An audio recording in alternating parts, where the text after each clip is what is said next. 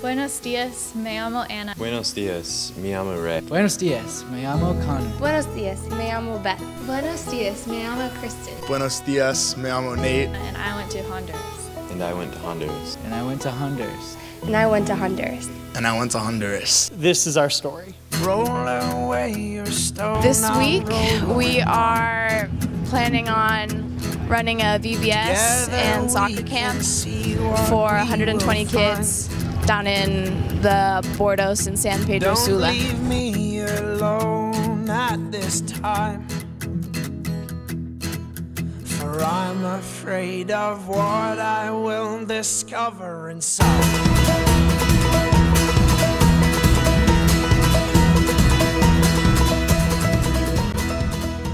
So we went to CDI. As soon as we walked in, everyone was just very loving and they all wanted to hug us. And even though they'd never seen us before, but the first day, which was a Sunday that we went to the school, there were immediately all the kids would run up to us and hug us and want to say hi and tell us things in Spanish, but we couldn't understand them. it was just, whenever we played with them, just as simple as lifting them up when they say "Levántame," it just put a smile on their face for the rest of the day.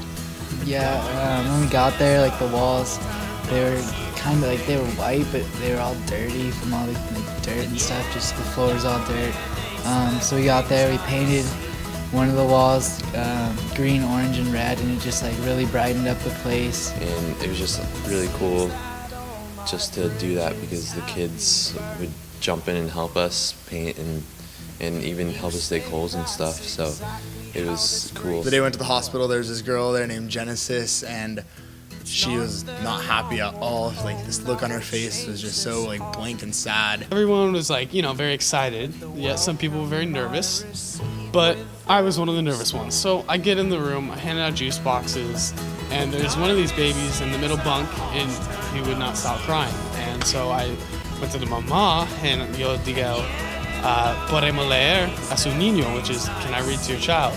She said, yes, of course. So I sit down and I start reading to him, and the baby just stops crying, just looks at me. And I brought out one of these balls that would light up when you bounced it. And at first when I gave it to her, she wasn't really sure what to do with it. But then she started hitting against her hand and her face just lit up. And then she started playing a game of fetch with me, where she'd throw it and then I'd have to go catch it.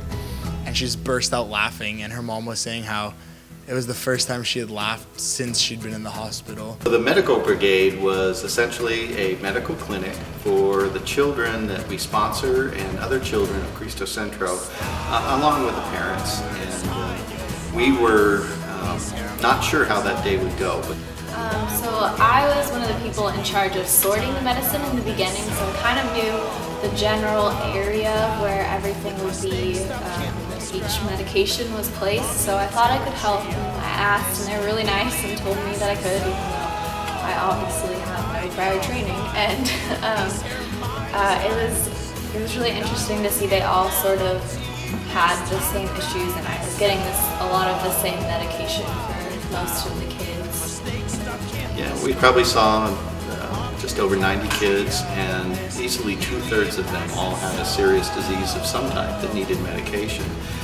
Pneumonias, intestinal problems, urinary tract infections.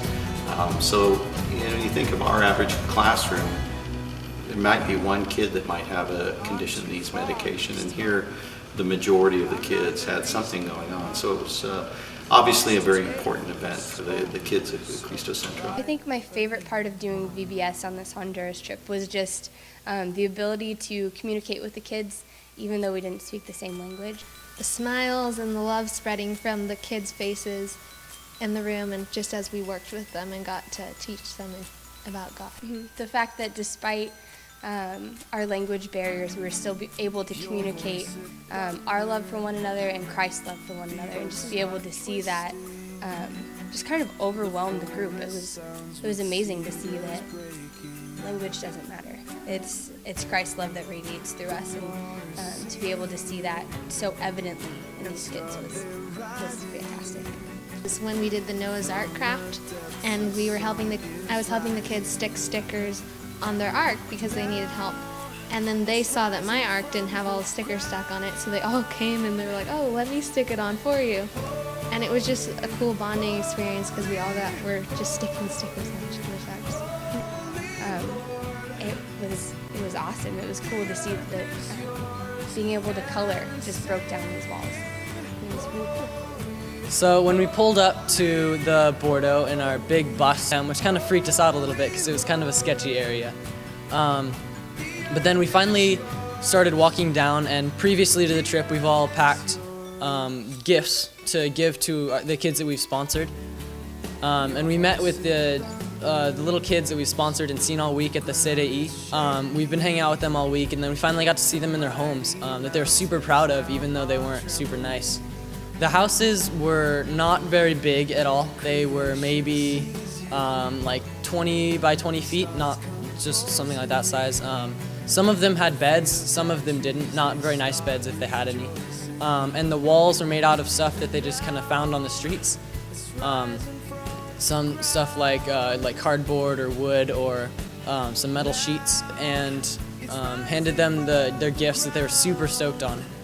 They loved them, and they hugged us afterwards, and we got a bunch of pictures. And Tom had like 8 kids, so we walked around and he had 2 garbage bags full of gifts. That was super cool. When I gave my gift to Carlos Ordonez, that was the kid that I was sponsoring, it was super cool. I kind of have been imagining what it would be like for the past week before going to Honduras. And then when I finally got there, it was super cool. The little kid looked exactly like he did in the little pictures that we got. So I saw him and I was like, oh, that's Carlos. I was sponsoring him, and it was super cool. And all the kids lit up every time they got stuff.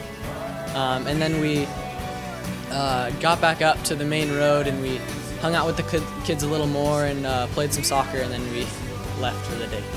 I was in charge of the sports camp, and essentially what we had in mind was that we were going to get a bunch of kids together. We were going to get some pennies, some soccer balls, some cones, and we were going to have fun, and we were going to talk about God, and we were going to play soccer. And that's pretty much what happened. The kids had a blast. They were smiling like no other. They really, I think part of the culture of Honduras enjoys competition. They love competing for something, no matter what it is. It's engraved into their blood.